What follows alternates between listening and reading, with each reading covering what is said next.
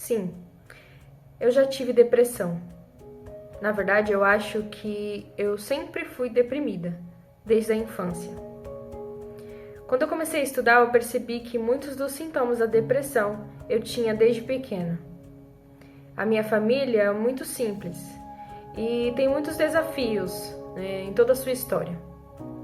A minha história, o meu histórico familiar são de pessoas que passaram por depressão, que têm problemas com síndrome do pânico, esquizofrenia. São pessoas que tiveram a vida muito difícil. A minha mãe e meu pai tiveram a infância muito difícil.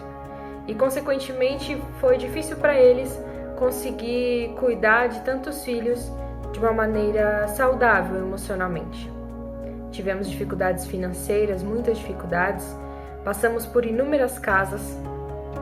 Nós morávamos de aluguel. Já chegamos até a ser despejados várias e várias vezes, porque muitas vezes minha mãe tinha que decidir entre alimentar os filhos ou pagar o aluguel. E é claro que uma mãe vai escolher alimentar os seus filhos. Eu sempre vi a vida de uma forma muito difícil e muito negativa. Não conseguia olhar como uma criança olhava. Eu sempre fui tanto diferente das outras crianças, porque eu sentia muita responsabilidade sobre muita coisa. Não responsabilidade de fazer as coisas de casa, não é isso, mas eu achava que de alguma forma nossa família passar por tudo aquilo tinha alguma culpa em mim. Talvez se eu não tivesse existido, como eu ouvi muitas vezes na infância, se eu não tivesse vindo à vida, seria um a menos para dar trabalho, para alimentar. Eu já ouvi que depois que eu nasci, a minha família começou a ter dificuldades. Já ouvi tantas coisas negativas desde a infância, que o que era só a genética passou também a ser um ambiente, as falas, as condições de vida favorecendo para que eu tivesse uma vida emocional, para que eu tivesse uma saúde emocional muito abalada.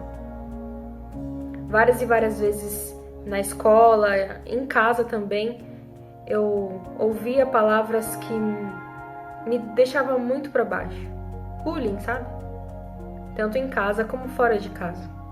Então eu me sentia uma pessoa desvalorizada, eu me sentia inútil, sentia que eu não tinha valor algum. Não me sentia amada por ninguém da minha família.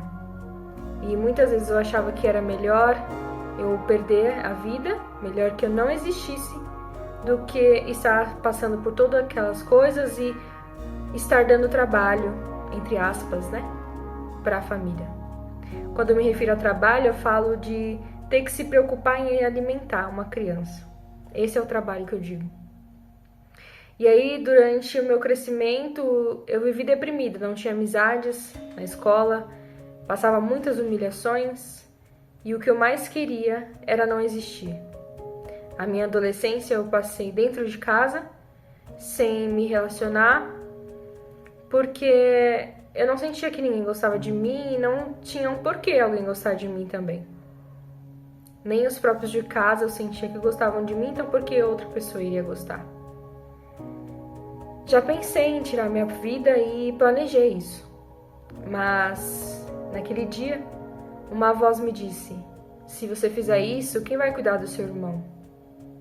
Era Natal e eu estava cuidando do meu irmão enquanto a minha mãe estava procurando uma casa pra gente se mudar. E também estava procurando alguma forma de conseguir comida pra gente. E eu não queria viver aquela situação. Então naquele dia eu me planejei tirar a minha vida, mas uma voz que hoje eu acredito ser a do Espírito Santo falou comigo para que eu não fizesse aquilo. Depois eu quis ter uma vida diferente. Eu olhava para tudo aquilo e pensava que eu não era como todas as outras pessoas. Eu tinha uma forma diferente de ver a vida. O que muitas pessoas chamavam de estranho, eu também achava que era estranho. Mas eu queria ser diferente, eu não queria ser igual às outras pessoas. Eu não queria continuar naquela sentença que eu ouvia desde a infância, de que eu seria infeliz, de que eu teria uma vida ruim, de que eu era de uma raça que não prestava, que não teria nada de bom. Então eu sempre quis fazer diferente, mas eu não sabia como. O meio não me favorecia. E aí eu sofria mais uma vez. foi quando eu comecei a ir à igreja de uma forma assídua, assim, quando me colocaram para atuar, principalmente com as crianças no Clube dos Bravadores. Eu comecei a ver que tinha muitas pessoas que tinham vida difícil, que não era só eu, e que eu poderia ajudá-las. Com uma simples presença, com um simples cuidado, eu poderia ajudar aquelas pessoas. Então, quando eu comecei a trabalhar no Clube de Desbravadores, eu comecei a ter um propósito de vida. Eu comecei a olhar a vida de uma forma diferente, de uma perspectiva diferente. Eu via que outras pessoas também tinham formas diferentes de viver, de forma mais leve, de forma mais saudável. Eu tive contato com famílias saudáveis, eu pude viajar, eu pude conhecer outros lugares, e aí eu vi que a vida não era só aquilo, que existia um motivo para viver, que existia coisas lá fora para viver. Então eu passei a buscar e a desejar ainda mais isso. Eu tinha sonhos, mas eu não sabia que eram sonhos, porque para mim não fazia sentido. Embora em todos os dias as pessoas falam, a vida é isso, trabalhar, crescer, casar. Para mim eu sentia que não era só isso. Eu não sabia nomear, mas para mim não fazia sentido. E mesmo depois de muito tempo lutando a favor disso, tem alguma coisa errada comigo, porque todo mundo vive assim, porque eu não quero viver assim.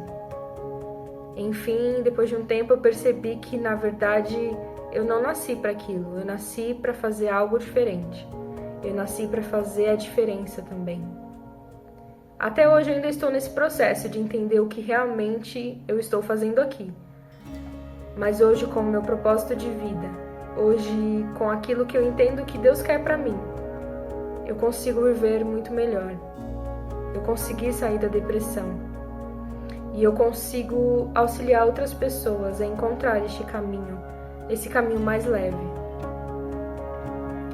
Quando eu entendi que a minha vida poderia fazer sentido na vida de outras pessoas, que eu não era fruto de um erro ou de uma maldição, como eu ouvia na minha infância, que a minha vida poderia ser uma bênção na vida de outras pessoas e que minha vida pode ser próspera em vários aspectos, eu passei a viver com mais leveza, com mais felicidade. As coisas boas aconteceram e acontecem até hoje.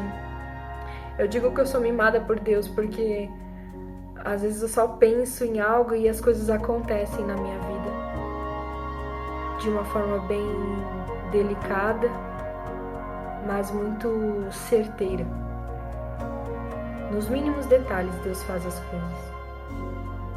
Eu saí dessa depressão profunda porque eu coloquei a minha vida em ação.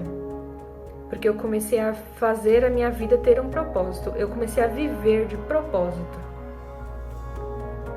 E se eu posso falar alguma coisa em relação a isso, é que você não pense que a vida seja só conseguir dinheiro para comer e ter casa e casar e ter filhos e depois morrer. A vida não é só isso. A vida é viver de propósito, sabendo por que está aqui, o que eu estou fazendo.